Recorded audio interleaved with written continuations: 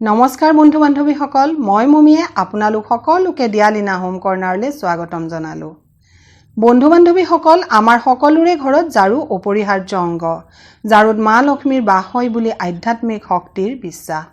সেই ঘৰখনত ব্যৱহাৰ কৰা ঝাৰুক সন্মানৰে ৰখা প্ৰয়োজন। এই সন্মানে ঘৰখনৰ আৰ্থিক উন্নতিৰ লগতে পাৰিবাৰিক শান্তি বৃদ্ধি কৰে আৰু জানেনে ঝাৰুৱে ঘৰখনৰ পৰা অশুভ শক্তিও দূৰ কৰে। হে কোৱা হয়, জানিতেই হওক বা অজানিতেই কৰা ভুলে বা ঝাৰুক কৰা অপমানে ঘৰখনলৈ আৰ্থিক পাৰিবাৰিক ক্ষেত্ৰত অশান্তি নমাই আনে। আজি মই আপোনালোকক ঝাৰু কেনেদৰে ৰাখিব লাগে শুদ্ধভাৱে আৰু কি উপায় কৰিলে দুখ দৰিদ্ৰতা অশুভ শক্তি দূৰ হ'ব তাৰে কেইটামান নিয়মৰ বিষয়ে জনাম।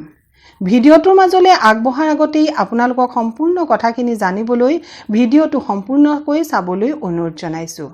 আৰু যিসকলে চেনেলটো ছাবস্ক্ৰাইব কৰা নাই তেখেতসকলক নিশ্চয় চেনেলটো ছাবস্ক্ৰাইব কৰি কাষতে থকা বেল আইকনটো অল কৰি দিবলৈও অনুৰোধ জনালোঁ। আৰু আপোনালোকে মোক ইমান দিনে দি অহা মৰম আৰু সমৰ্থনৰ কাৰণে মই আপোনালোকক ধন্যবাদ জনাইছোঁ। আগলৈও আপোনালোকৰ মৰমৰ অবিহনে মই আগবাঢ়িব কেতিয়াও নোৱাৰোঁ। সেয়ে সদায় মোক মৰম দি যাব বুলি মই আশা কৰিলোঁ। তেতিয়াহ'লে আহক ভিডিঅ'টোৰ মাজলৈ আগবাঢ়োঁ। প্ৰথম কথা, ঝাৰুক ঘৰৰ লক্ষ্মী বুলি কোৱা হয়। কিয় কোৱা হয় জানেনে বাৰু? মা লক্ষ্মীয়ে পৰিষ্কাৰ পৰিচ্ছন্নতা শুদ্ধতা ভাল পায়। গতিকে যিয়ে ঘৰখনত পৰিষ্কাৰ কৰি ৰাখে তেওঁই লক্ষ্মী স্বৰূপা। সেইদৰে ঝাৰুৰ সহায়েৰে আমি লেতেৰাবোৰ সাৰি দূৰ কৰি ঘৰখন চাফা কৰি ৰাখোঁ কাৰণে ঘৰখনত থকা ঝাৰুত লক্ষ্মী বাস হয় বুলি কোৱা হয়। দ্বিতীয়তে, ঘৰখনত থকা লক্ষ্মী স্বৰূপা টকা পইচা সোণ ৰূপ আদি আমি নিবৃত্ত কোণত আনে নেদেখাকৈ থওঁ। সেইদৰে ঘৰখনৰ লক্ষ্মী স্বৰূপ ঝাৰুডালো এনেকুৱা স্থানত ৰাখিব লাগে যিয়ে আনে নেদেখে। আনহাতে সকলোৱে দেখাকে ঝাৰু থ'লে ঘৰখনত নকাৰাত্মক উৰ্জাৰ বৃদ্ধি হয়। সেয়ে ঝাৰুক সহজে চকুত নপৰা স্থানত ৰাখিব লাগে। সেয়া ঘৰেই হওক, অফিচেই হওক বা দোকানতেই হওক, সকলোতেই ঝাৰুক আমি নেদেখাকে ৰাখিব লাগে। তৃতীয়তে, ঘৰত ঝাৰু সদায় পশ্চিম বা উত্তৰ পশ্চিম দিশত ৰাখিব লাগে। এই দিশত ঝাৰু ৰাখিলে ঘৰখনৰ পৰা পাৰিবাৰিক অশান্তি দূৰ হয় আৰু নিগেটিভ এনাৰ্জি ঘৰখনত প্ৰৱেশ কৰিব নোৱাৰে। চতুৰ্থতে, ঝাৰুত কেতিয়াও ভৰি লগাব নাপায়। ঝাৰুত ভৰি লগালে ঘৰখনত আৰ্থিক অনাটন হৈ দৰিদ্ৰতা নামি আহে। পঞ্চমতে, কেতিয়াবা কি হয়, ঝাৰু ব্যৱহাৰ কৰোঁতে ছিগি গৈ থাকে বা বেয়া হৈ যায়।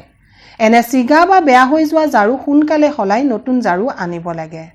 ছিগা ভগা ঝাৰু ব্যৱহাৰ কৰি থাকিলে ঘৰখনলৈ নানান ৰকমৰ সমস্যা আমন্ত্ৰণ কৰা হয়। ষষ্ঠতে, পুৰণা হৈ যোৱা ঝাৰু নতুন ঝাৰু ননালৈকে ঘৰৰ বাহিৰ কৰিব নালাগে।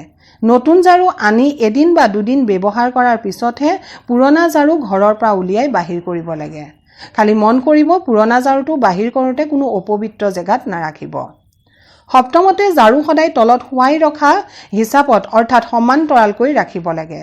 যদি ঠাইৰ অভাৱত বা কিবা কাৰণত থিয়কৈ ৰাখিব লগা হয়ও তেতিয়া আমি হাতৰে ধৰা অংশ ওপৰলৈ কৰি ৰাখিব। সৰা অংশ কেতিয়াও ওপৰলৈ কৰি ৰাখিব নাপায়। সৰা অংশক চালিকা অংগ বুলি জ্ঞান কৰা হয়। গতিকে চালিকা অংগ ওপৰলৈ কৰি ৰাখিলে কষ্ট পায় বুলি কোৱা হয় আৰু তেতিয়া মা লক্ষ্মী অসন্তুষ্ট হয়। সেই যি অংশৰে আমি ঘৰ সাৰোঁ সেই অংশ তললৈ কৰি আৰু হাতৰে ধৰা অংশটো ওপৰলৈ কৰি থিয় কৰি ৰাখিব লাগে। আৰু পৰাপক্ষতটো ঝাৰুটো সদায় তলত সমানকৈ থ'ব লাগে, তলত শুৱাই থোৱা হিচাপত থ'ব লাগে। আৰু 8 নম্বৰতে, প্ৰতিদিনে পুৱা উঠিয়েই ঘৰখন ঝাৰু দিব লাগে। নিশাৰ ভাগত অপশক্তি বেছি সক্ৰিয় হয়। কোৱা হয়, পুৱা উঠি ঘৰখন বা চোতালখন ঝাৰু কৰিলে অশুভ শক্তি আঁতৰ হৈ ঘৰখনক অপকাৰ কৰাৰ সুবিধা নাপায়। এইকেইটা আছিলে আমি আমাৰ ঘৰখনত ব্যৱহাৰ কৰা ঝাৰুৰ ক্ষেত্ৰত পালন কৰিবলগীয়া নিয়ম। আৰু এনেকুৱা বহুতেই নিয়ম আছে যি নিয়মসমূহ পালন কৰিলে মা লক্ষ্মী আমাৰ ওপৰত প্ৰসন্ন হয়। আৰু এনেকুৱা কিছুমান উপায় আছে ঝাৰুৰ ক্ষেত্ৰত আমি যদি সেই উপায়সমূহ কৰিব পাৰোঁ তেতিয়া আমাৰ ঘৰখনত বা আমাৰ পৰিয়ালটোৰ সদস্যৰ ওপৰত থকা শত্ৰুৱেই হওক বা যিকোনো অশুভ শক্তি হওক বা যিকোনো সমস্যা আদিৰ পৰা আমি পৰিয়ালটোক নিৰাপদে ৰাখিব পাৰোঁ। মই পিছৰ ভিডিঅ'ত আপোনালোকক নিশ্চয় ঝাৰুৰ ক্ষেত্ৰত থকা সেই নিয়ম বা সেই উপায়সমূহ জনাবলৈ চেষ্টা কৰিম। আজিৰ ভিডিঅ'টো মই ইমানতেই শেষ কৰিছোঁ আৰু ভিডিঅ'টো কেনে লাগিলে আপোনালোকে নিশ্চয় জনাব আৰু লগতে আপোনালোকৰ পৰিয়ালবৰ্গ, আপোনালোকৰ আপোনজনৰ লগত ভিডিঅ'টো শ্বেয়াৰ কৰিবলৈ অনুৰোধ জনালোঁ। আৰু যিসকলে দিয়ালিনা হোম কৰ্ণাৰৰ আলহী হৈ আজি প্ৰথম আহিছে তেখেতসকলক চেনেলটো ছাবস্ক্ৰাইব কৰি কাষতে থকা বেল আইকনটো অল কৰি দিবলৈ অনুৰোধ জনালোঁ আৰু শেষলৈকে ভিডিঅ'টো চোৱাৰ কাৰণে আপোনালোকক মোৰ আন্তৰিক ধন্যবাদ